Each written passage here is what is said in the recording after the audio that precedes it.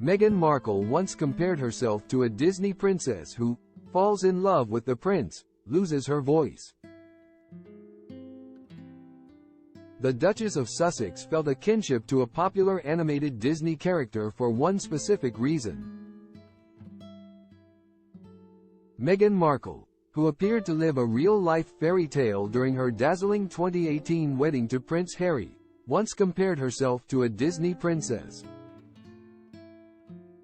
She described the character as a woman who falls in love with the prince, but loses her voice.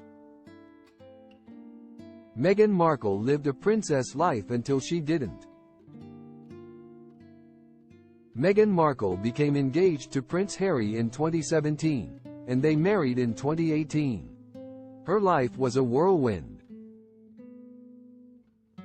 However, she felt during her brief 3-year tenure as a senior royal, she could lose her voice. In Meghan and Harry's interview with Oprah Winfrey, the American former actor revealed how she lost and found herself after her marriage into the United Kingdom's royal family. Meghan found similarities in her life to Princess Ariel, of Disney's The Little Mermaid. The U.S. Sun reprinted the full transcript of the interview. Meghan began, "It must have been years ago. I was sitting in Nottingham Cottage, and The Little Mermaid came on. Who as an adult really watches The Little Mermaid? But it came on, and I was like, well, I'm just here all the time, so I may as well watch this." She concluded, and I went, oh, my God. She falls in love with the prince, and because of that, she has to lose her voice. But by the end, she gets her voice back. Meghan said in those early royal days, she was everywhere, but I am nowhere. In the same interview, Meghan Markle told Oprah Winfrey that she often felt isolated due to the furor surrounding her relationship with Prince Harry. The early days of royal life took a lot of adjustment. Meghan explained, I remember so often people within the firm would say, well, you can't do this because it'll look like that. You can't. Can I go and have lunch with my friends? No, no, no, you're oversaturated. You're everywhere. It would be best for you not to go out to lunch with your friends.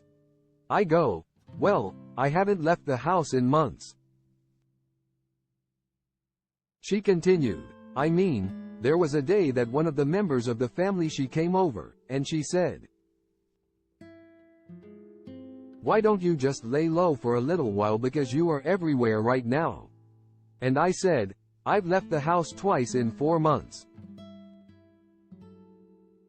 I'm everywhere, but I am nowhere. The Duchess of Sussex felt caught in the crossfire. She spoke out, saying, I know there's an obsession with how things look, but has anyone talked about how it feels? Because right now, I could not feel lonelier. There was a level of protection Meghan needed, and Harry tried to provide.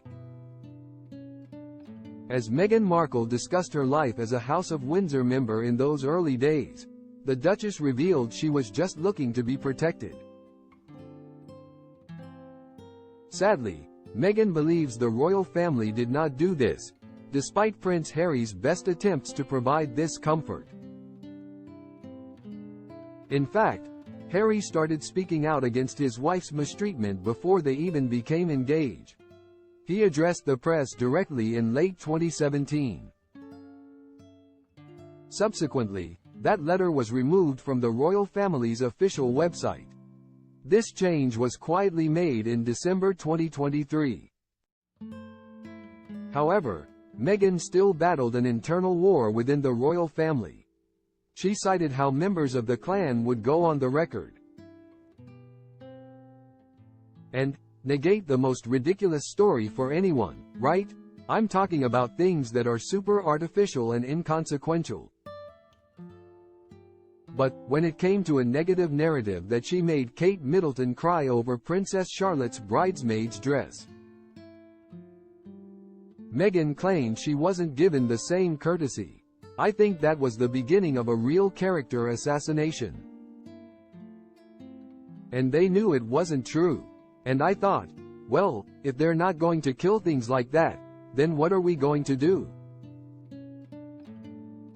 Meghan Markle and Prince Harry left their positions as working senior royals behind in March 2020. They live in California with their son, Prince Archie, and daughter, Princess Lilibet.